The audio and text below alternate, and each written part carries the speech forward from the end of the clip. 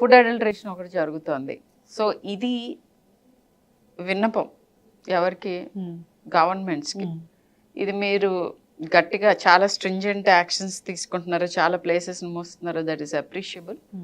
So ఇంకా aware అవ్వాలి.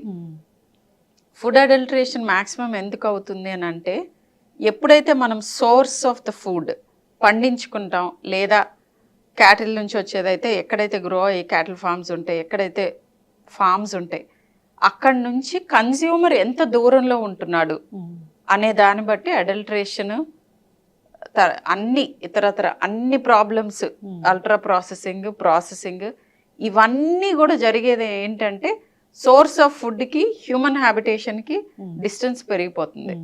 అలా జరిగినప్పుడు ఇవి జరుగుతాయి. సో దీనికి హైపోథెటికల్ సొల్యూషన్ ఏంటంటే, చిన్న చిన్న కమ్యూనిటీస్లో